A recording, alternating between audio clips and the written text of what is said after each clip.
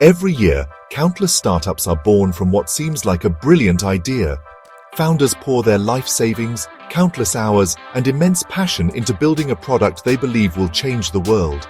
Yet the vast majority of these ventures end up in the graveyard of failed businesses.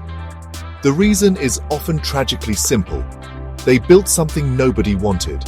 They fell in love with their solution before ever confirming that a real painful problem existed for a significant group of people.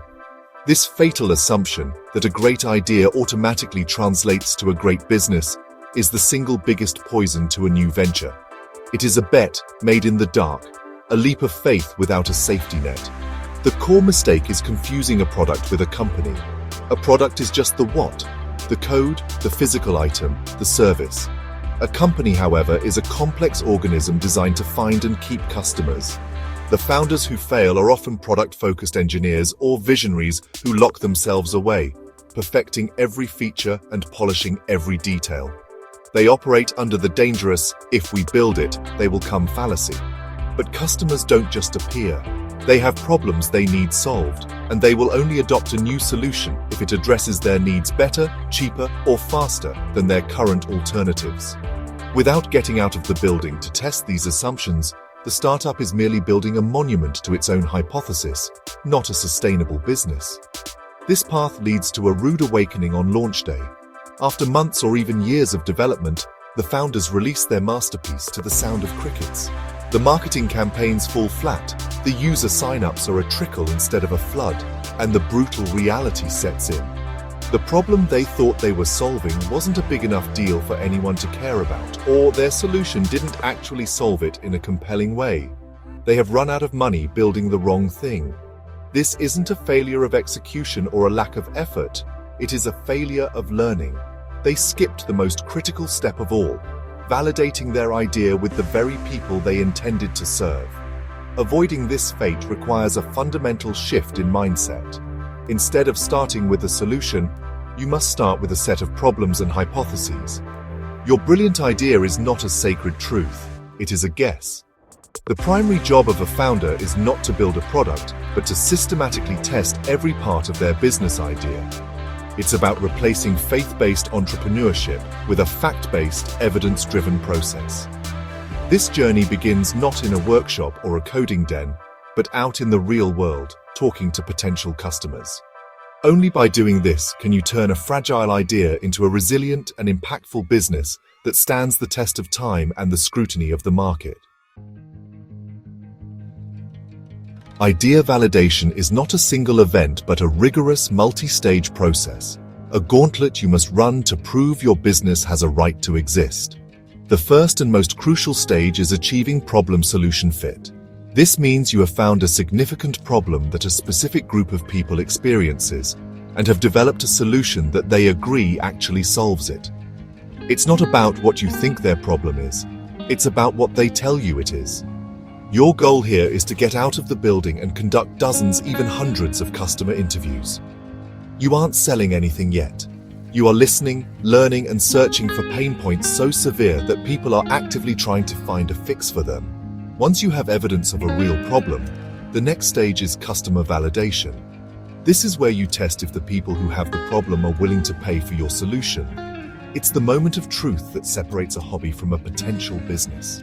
You can test this by creating a minimum viable product, the simplest possible version of your product that delivers the core value.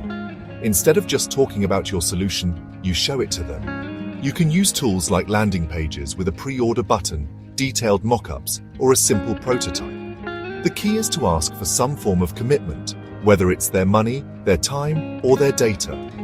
A positive verbal response is nice, but a paying customer is hard evidence. After confirming that a segment of customers will pay, you enter the market validation stage. Here, you zoom out to assess the bigger picture. Is the group of people willing to pay for your solution large enough to build a scalable and profitable business? This is where you analyze the total addressable market. You need to research industry reports, look at competitor revenues, and use data to estimate how many potential customers exist. You also need to perform a deep, competitive analysis. Who else is trying to solve this problem? What are their strengths and weaknesses? Understanding the competitive landscape helps you define your unique value proposition and carve out a defensible niche in the market. To gather all this crucial data, you must employ a variety of tools and techniques. Customer interviews are fantastic for uncovering deep insights and understanding the why behind a problem. Surveys, on the other hand, are excellent for quantifying those insights across a larger audience. You can use platforms like SurveyMonkey or Google Forms to ask targeted questions about pain points, buying habits, and price sensitivity. Creating a simple landing page with a tool like Unbounce or Card can test your value proposition and measure interest through email signups or pre-orders. Each of these tools is a weapon in your arsenal for turning assumptions into facts, one conversation and one data point at a time. As you gather feedback from the validation process, your idea will inevitably change. The initial plan you had will be challenged, refined, and reshaped by real-world evidence. To manage this evolution, you need a dynamic tool, not a static 50-page business plan. This is where the business model canvas comes in. It is a one-page blueprint that visualizes the 9 essential building blocks of your business. It allows you to map out, discuss, and pivot your strategy quickly as you learn. It's not a document you write once and forget. It's a living scorecard for your startup, with each section representing a hypothesis that needs to be tested. The canvas is split into 2 sides, representing desirability and feasibility. On the right, you focus on the customer. It starts with customer segments. Who are your customers and why would they buy? Then comes the value propositions. What problem are you solving for them, and what unique value are you delivering? Next are channels. How do you reach your customer segments to deliver the value proposition? This is followed by customer relationships. What kind of relationship does each customer segment expect you to establish with them? Finally, all of this culminates in revenue streams. How will you capture value and make money from your customers? These 5 blocks represent the heart of your business's connection to the market. On the left side of the canvas, you map out the internal mechanics of your business, the engine that makes it run. This begins with key resources.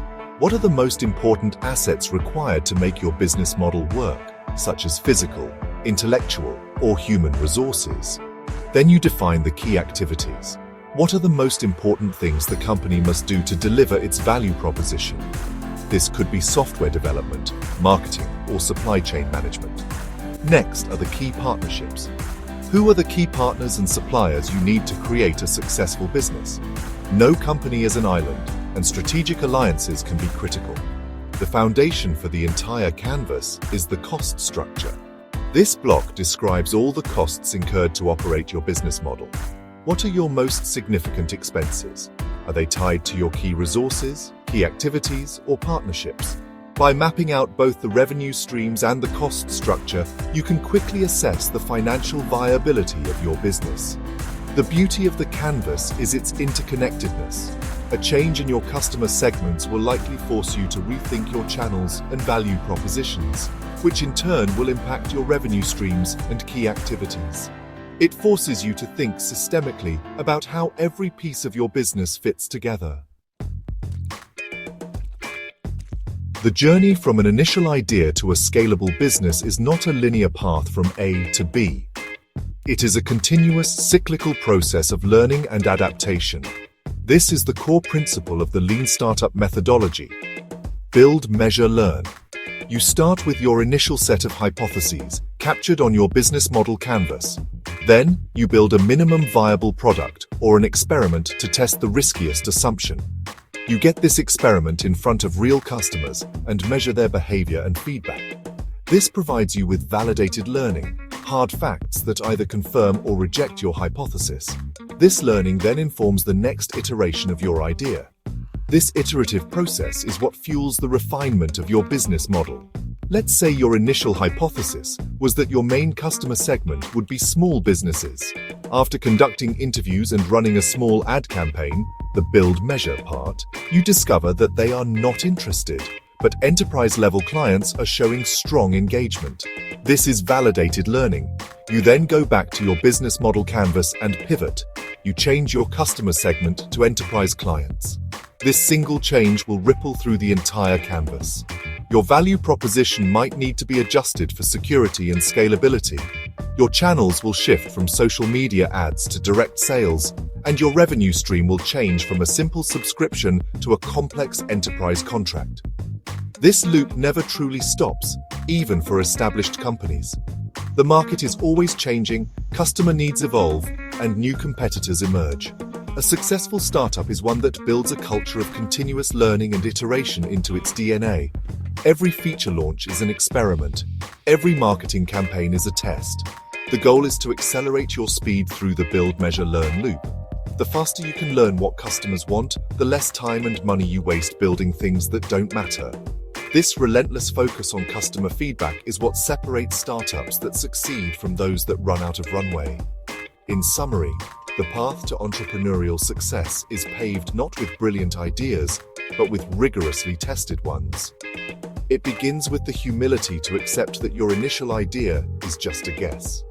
It continues with the discipline to get out of the building and validate every assumption about your problem, your customer, and your market.